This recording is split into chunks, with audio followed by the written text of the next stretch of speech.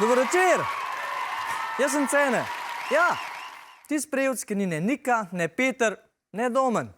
Jaz sem prejevc, ki rečejo, ok, no boljš kaj nič. Ampak olimpijske igre so se, hvala Bogu, končale. Tako da imajo naši uspešni slovenski zimski športniki, oziroma brat in sestra prejevc, zdaj malo miru. Začenjajo pa se neke druge igre, ki jih imamo tudi vsaka 4 leta. Sam, da tam igrajo ene čist druge družine. To je olimpijada oziroma volitve. Zdaj, če smo iskreni, je med olimpijado in volitvami kar nekaj podobnosti. Oboje se ponavadi začne z obljubami.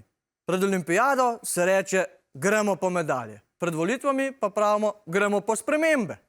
Na koncu pa veliko, ker ne dobiš nič. Ali še slabš. Na olimpijadi nov poraz, na volitvah pa nov obraz. Mi športniki imamo vse jasna pravila. Če skočem 135 metrov, je to 135 metrov. Politiki pa lahko skočiš iz leve, na desno, pa še nazaj. In če te sodniki vmes hočejo dati nizko oceno, samo skriješ kaselc. Pa je. Ko sem gledal letošnjo olimpijado, sem pa skozi malo razmišljal, v katerih športih bi pa lahko tekmovali naši slovenski politiki. Recimo, Janez Janša bi bil ziher dober v biatlonu. Skozi tečeš v istem krogu, vmes pa še malo postrelaš. To je njegov idealen vikend. Robert Golob bi šel pa lahko recimo ravno v smučarske skoke. Krila že ima, z drugim mestom bi bil pa v tem momentu približno toliko zadovoljen, kot pa moja sestra Nika s srebrom.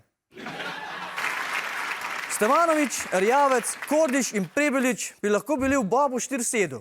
Zakaj? Ker bodo skupaj mogoče lik nabrali tiste 4%. Anže Logar bi bil pa umetnostno drsanje v paru.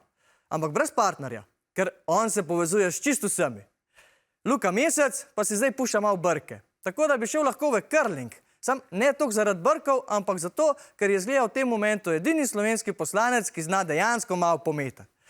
Žal ne pred svojim pragom. Je pa ena pomembna razlika med olimpijado in volitvami. Na olimpijadi imaš komentatorje, ki smo glasni, ko gre dobro. Pri volitvah so komentatorji glasni, dokler so plačani. Hvala lepa, jaz grem zdaj nazaj trenirati, ker čisto preveč kvaram družinsko statistiko.